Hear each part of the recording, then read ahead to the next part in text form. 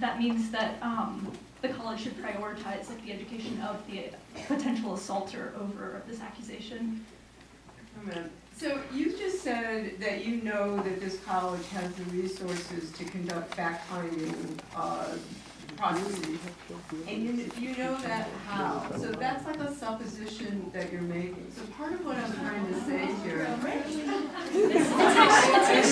I mean, to be fair, Pomona is a very wealthy school with a significant endowment. Wait a second, I'm not disputing the endowment. What I'm disputing is that the endowment has any relation to how effectively the fact-finding process happens. So, thank you. This is somebody who's been part of Title IX processes like around the country. What I'm saying is I don't think you guys know actually what happened behind closed doors. Maybe you have familiarity with the process. I don't know if you could tell me what the process is on this campus. So I guess I'm trying to introduce you to information that you may not have, which is that the way these processes get conducted is very far from fair, very far from a fact-finding process, because fact-finding is not what they do. And if you're talking about believe the survivor as a bottom line, that's not a fact-finding process. So, and it's not due process. And if you yourself, if somebody in this room was accused in a situation like that, and you are the respondent, and the template is believe the accuser, you're out on your ass.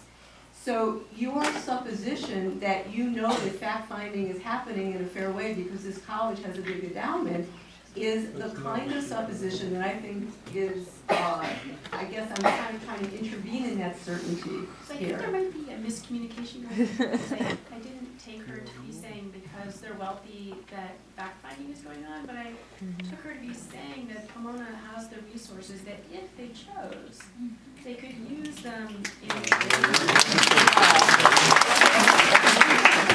sounds like you're thinking maybe such a system shouldn't occur, but I took her question to be on. Sorry, I don't know about that. Sorry. To be clear about, there's a question about like how a system should be done and whether it should be done on a college campus, right? Right. Okay, so that's Yes. sorry. Yeah, what I was disputing was the I just trying to make clear her question. Thank you, that a fair process takes place because the resources are there for the process to be fair. I don't believe that to be true. And I think Brett has been part of the process.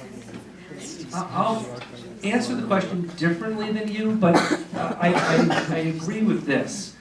I think Pomona has the resources to do this as well as any college can do it, but no matter how rich they are, they don't have subpoena power. You can't buy subpoena power. And until you have subpoena power, you can't engage in the full level of fact-finding that other entities can. So when Laura speaks to the limitations of the college environment, I don't know if I'm thinking of what you were thinking, but what I think of is we can't do what other entities can, in part because of that. I can't image your phone. I can't necessarily get at your private email or phone records. And so there are things that other investigative entities can do, irrespective of resources, that a college simply can't. One of the things that you're talking about not being able to subpoena phone records, one of the things you learn as you read more and more of the cases that go through the court system is that like a Title IX officer will be confronted with facts, like for example, text messages, text exchanges that contradict the accuser's story and ignores that evidence over and over. That's partly because the believe the survivor model is the sort of go-to and accepted way that this stuff should take place. So that's true, and it's if you want to go and read the court cases that are going forward, you'll see many examples of that. And to speak specifically to Pomona, I actually had the opportunity a few years ago to experience your Title IX resolution process on behalf of one of your students. And I came away actually impressed with the fairness of how it was handled, which I don't say very often, frankly. So from the inside, no system is perfect, but I did have a chance to observe what Pomona functions like, and given its resources, I thought it was certainly doing better than a lot of peer institutions. But if you saw a lot of cases where evidence was actually being ignored, Maybe you would have a different view of how these processes, are handled on campus. So whether they should be handled on campus or off campus is another question, and it probably has to do with the severity of the offense. I think rape cases are better probably handled off campus because of the evidentiary issues on campus where there is not fact-finding capabilities. Then do you believe that the administration should be responsible for making sure these cases are handled off campus? Because like I said, as a young college student, that's a very difficult responsibility for me to have. And I feel like that the school, I should be able to look to the college for these resources and for this aid. Sure, but the final decision, I think, should be up to the survivor or the accuser as to whether it goes to a criminal court or is handled on campus. Thank you. Hi. So I found myself more than once in a situation where someone with whom I have social ties has committed sexual violence, either explicit assault or harassment, or acts that are a more murky situation. And my question is just, where do I go from here? How can I hold them how can I effectively hold them most accountable and most sincerely support the victim through my interactions with the assaulter? Where do I go after I've heard denial from the assaulter, and how effective is trying to completely cut them out of my life?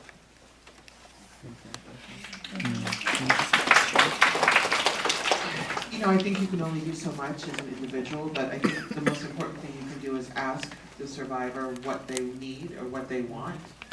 And I do believe you should cut that person out of your life. I am all about hell have no fury, just scorched earth. Because I don't have any room in my life for people who commit sexual violence or sexual harassment. That's a hard line for me, and I'm very comfortable with that being my hard line. And I think it's it's difficult because especially on college campuses, and I teach on a college campus, so I'm very familiar with how it all works. And it can be really difficult when you're 19, 20, 21, and a friend of yours is accused, and you know this friend, and you think, oh my God, this is uncomfortable, but you also know that the victim is telling the truth. How do you do that? And sometimes we have to make hard choices, and we have to say, this person's truth is more important than whatever enjoyment I get from my relationship with this criminal. This victim's truth is more important than whatever, feeling I have for this criminal. And I do believe that we need to have more social consequences for people who commit sexual violence. Because right now you can commit sexual violence and experience some discomfort, but still live in the world and have friends and go out and live your life. That's why I just can't cry for people who are dealing with these accusations, and maybe that's my limitation, and I'm fine being limited. And so I just think you have to really go scorched earth, and also ask the survivor. And if you're called to testify on their behalf, because so many people are not believed, and their social circles shun them entirely. I don't know if you guys have read Missoula by John Krakauer. It's a flawed book, but it's also a good book. I liked it. I thought it was very interesting and very powerful. And it talks about how oftentimes these women lost entire social circles because the rapists were on the football team. And that's all that matters. I mean, athletics reigns over all. Probably not at Pomona, but at many schools. I teach in the Big Ten, so I see with these athletes who are actually very good at Purdue, but they do walk in rarefied air, and so I just think social consequences go a long way. And what of when my or their or our shared social circle doesn't agree with me and doesn't want to cut them out? Time for a new social circle. And that's hard to say. I don't mean that flippantly at all. Sometimes you have to make really hard decisions in these cases, and I don't envy it. And I think sometimes we're not capable of making hard decisions, and sometimes we fall short. And you know, it is what it is. Sometimes we fall short, and so don't beat yourself too much up about it, but, you know, sometimes you'd also have to just say, you know what, I disagree with you guys, and I am actually kind of ashamed of all of you for disagreeing with me on this, and so I'm gonna go my own way for now. You don't need friends like that, honestly. Thank you.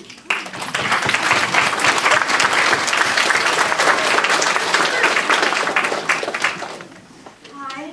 Oh, is this working? Okay, hi. First of all, thank you all for being here. Open day. I'm in awe that you are here. And I also just wanted to say to Laura that not performing wokeness is, there's a difference between not performing wokeness and being sexist and misogynist. So I just wanted to put that out there. And my question is for you, Roxanne. One of the concerns of the Me Too movement is that the slew of reports and the graphic accounts of sexual violence, like we heard today, can re-traumatize survivors and make healing more difficult. So I'm wondering, how do we as allies, as daughters, as sisters, as friends, make the stories of victimized women and survivors heard and push for issues of consent and justice for survivors without re-traumatization? Yeah. That's a very good question. My answer may not be very popular. Anyone who's read Bad Feminists will know. You know, re-traumatization is a very difficult thing because you don't know what's going to traumatize whom. And so how do you write about these things? And I actually wrote an essay called The Careless Language of Sexual Violence that begins to get at this, because I think very hard about how to write about sexual violence, both in my fiction and my nonfiction. And for me, the choice is generally to be straightforward and explicit without being salacious, because all too often we gloss over the realities of sexual assault, and I think that's one of the main reasons why we have so much trouble gaining cultural purchase when we talk about sexual violence. Because people think it's this little glossy experience that you see in a Lifetime movie where something bad happens, but it looks kind of sexy, and then you take a shower and you're fine. And that narrative is really problematic because that does not speak to the realities of sexual violence in any form or fashion. And so for me, the choice as a writer is to be explicit and straightforward and to trust that if it's too much, a reader knows to step away. That said, I think that we can have some basic guidelines in terms of how we write about sexual violence. I think that we can make sure that we're not being salacious. I think that we can be straightforward and that we can not equivocate and make suggestions about the nature of what's going on. I think it's important to call sexual violence and not allude to other sides and things like that, because I find that that's what's traumatizing. This notion that you're not going to be believed. But I also think it's up to individuals to, if they have the resources, and that's the problem. Not everyone has the ability to go to therapy and get the help that they need to deal with their trauma. But I do think we have to have personal responsibility in terms of how we deal with the aftermath of trauma, if we have access to the necessary resources. But it's complicated.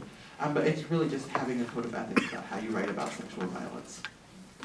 There's a lot of political debate on college campuses as to whether faculty members ought to be incorporating trigger warnings into syllabuses and making that part of the class conversation. I'm not particularly interested in the debate of, are you for or against trigger warnings? I just find that when I go to college campuses and offer an opportunity for faculty to come in and learn about how triggers work and how to avoid gratuitously triggering someone if that's not something they want to do, there's a really good turnout for those trainings.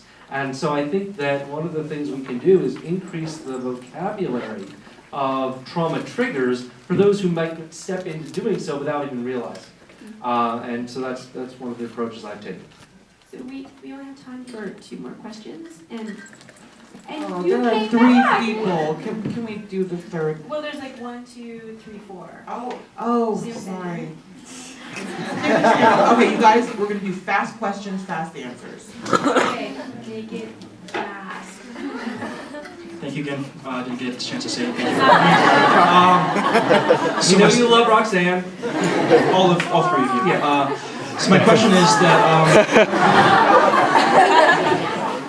My question is, so there was a recent piece written about how there are a number of French feminists and French female figures who actually responded to the Me Too movement, who criticized it on the basis that it doesn't apply to French culture, and I wanted to see what your response is to that, not just about France and the US, but really kind of how this would intersect with other parts of the world. I actually wrote a piece in the Guardian about that, kind of attacking the French, this may surprise you, the French letter, and still, because I thought that it didn't take sufficiently into account the realities of sexual harassment, say, in workplaces.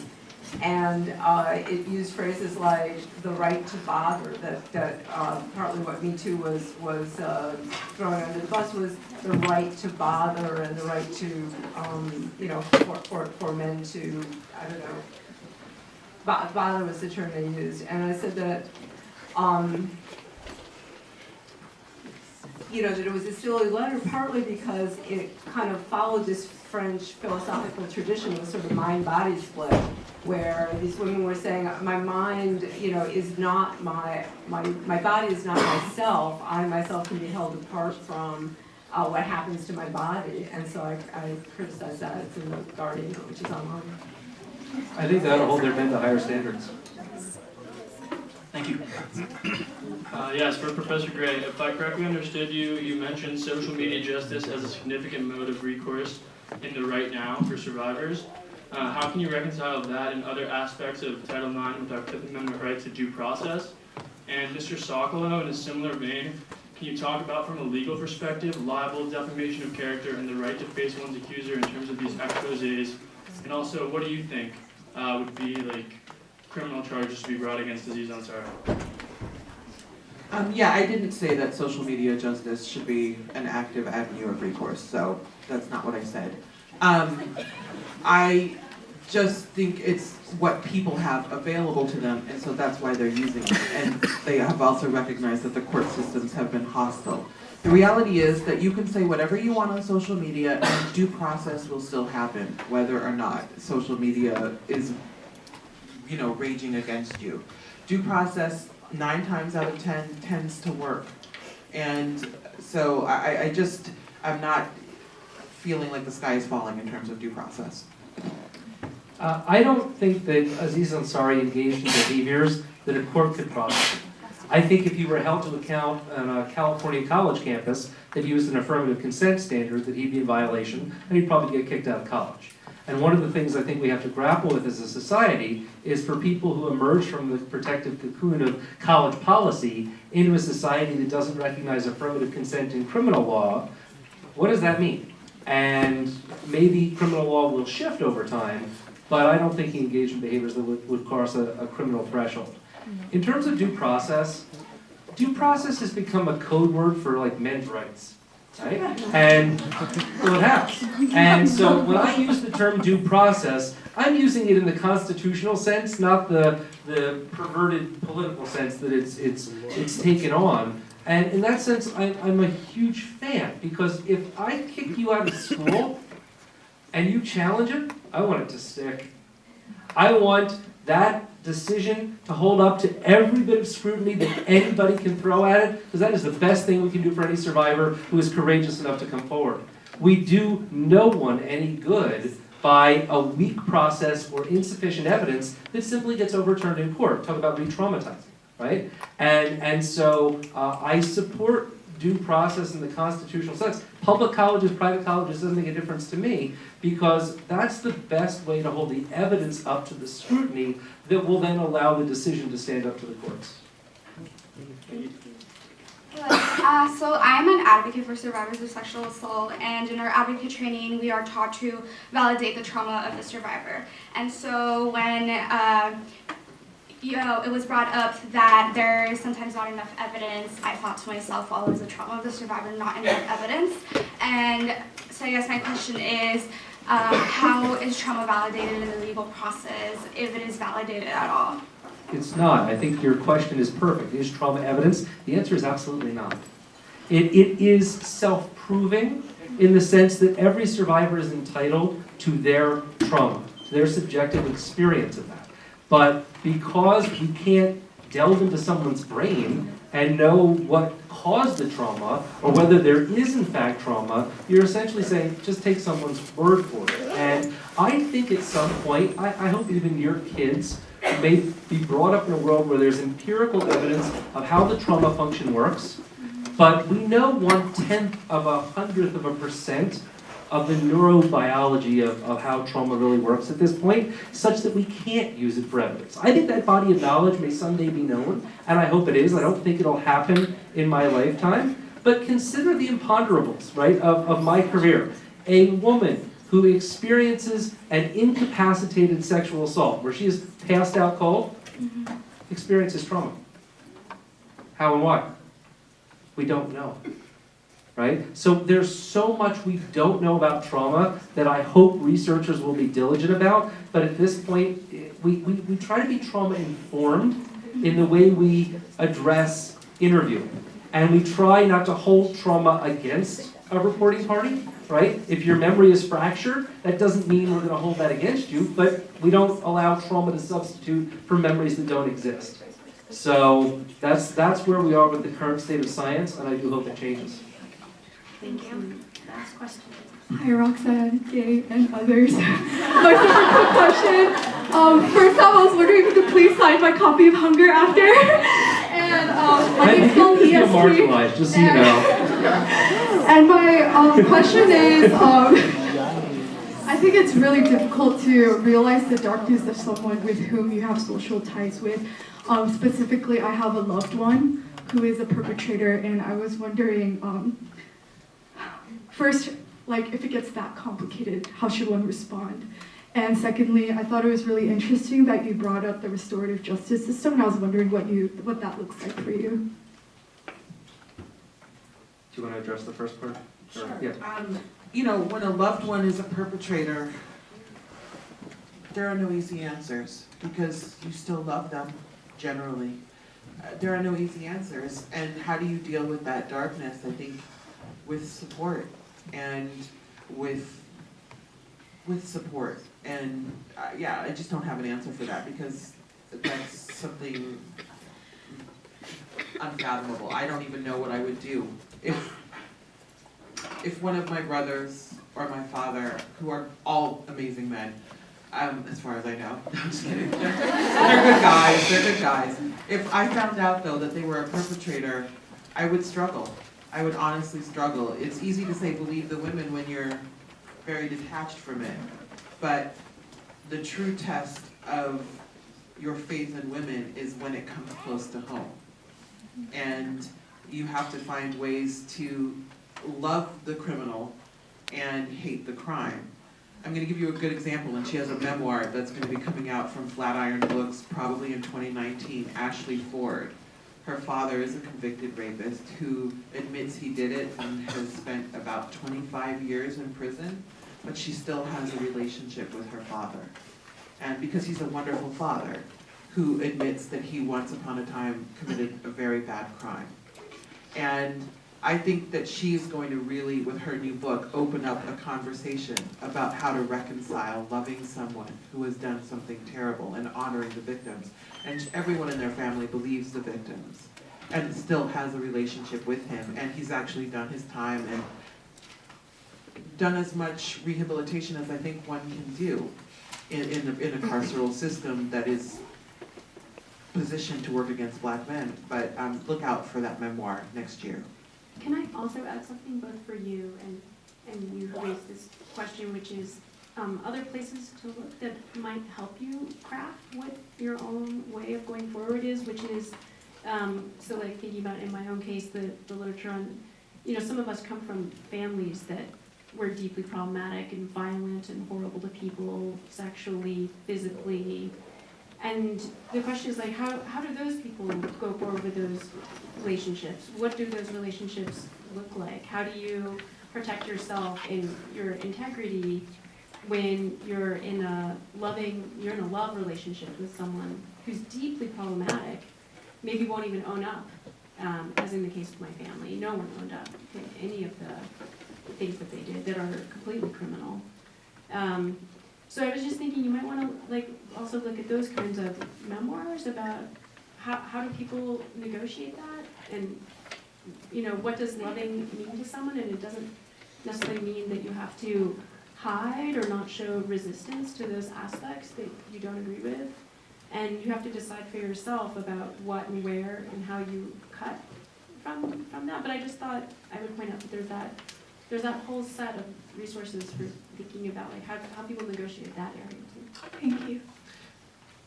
I had a case not too long ago, in the last couple of years, where we used restorative justice within what's called the restorative sanctioning model, and maybe it's a way to illustrate how it could be used. We went through our traditional resolution process on the college campus. We found this young man in violation of the code, and we determined that before we wanted to sanction, we wanted the reporting party to weigh in, and kind of an impact statement. And one of the things that she indicated was that she'd be open to some sort of healing, whatever that form might be. And through some dialogue, we figured out that we had an opportunity to leverage a restorative sanction. And we had her approval on this. So what we did is we essentially played let's make a deal with the responding party. We said, your sanction is going to be a 2-year suspension. No questions asked, no conditions. You can come back after 2 years once she's graduated. That's how it's going to work. Or we would impose a 1-year suspension.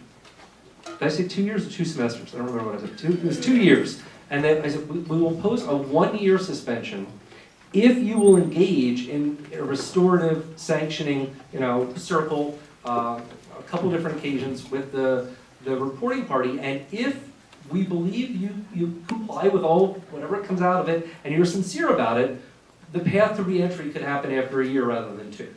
And so he agreed to do it, she agreed to do it, and what happened in the restorative circle is she wanted her friends to be able to share with him how they'd been impacted.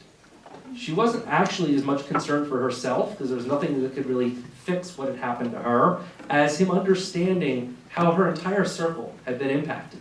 And so she brought her roommate in, and her roommate shared that she had failed 2 classes, and she had been a straight A student because she had devoted all of her time and energy the previous semester to supporting her roommate who'd been raped.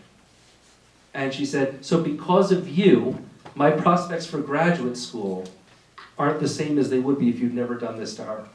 And I need you to understand that. And her parents spoke, and a number of her sorority sisters spoke, and it was enormously powerful. Now, at the end of it, he did his best, I guess, to sort of be accountable. We didn't let him back in early.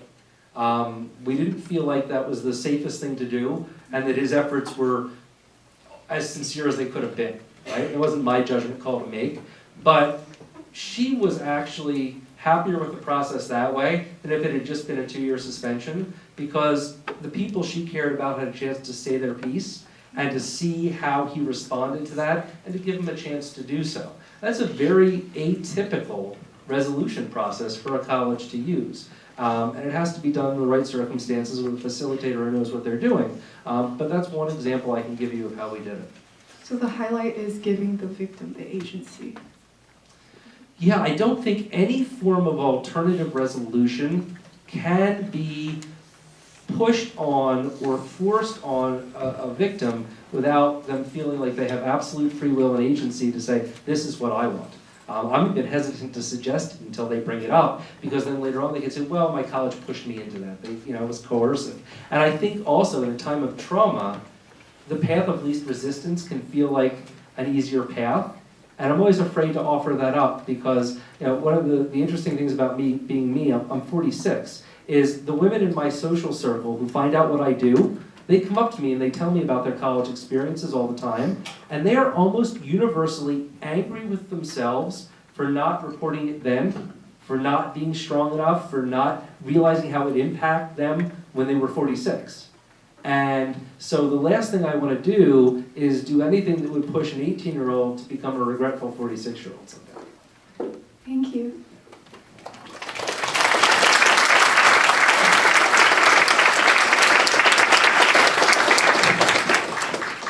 It seems like every PSU event that we go to, that we hold, like we learn as much, if not more, from the questions that you guys all bring. So thank you so much for making the time out of a Tuesday night.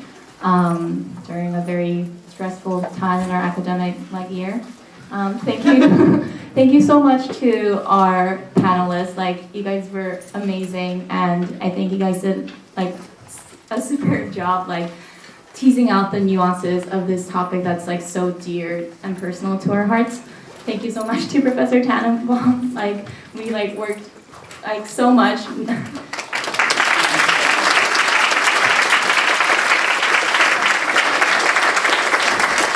Not just for moderating this event, but for helping Alex, Sherwin, and I frame the event and tease out what questions we really wanted to ask and phrase them in the best way possible. So thank you for that. And thank you to everyone, all the anonymous people who made this event possible. These mics don't come from nowhere. Everyone who set that up, thank you so much. And lastly, we were trying to do a book signing with Huntley, but the books aren't gonna come till Thursday. So check out both Laura and Roxanne's book. I don't know if Brett has a book, we should have checked, but okay. So we can coordinate. Sorry about that, oversight. But yeah, so those two books, yeah. You can take Professor Tannenbaum's classes. But, so the books will be at Huntley on Thursday, so definitely check them out. And yeah, so good night, I guess.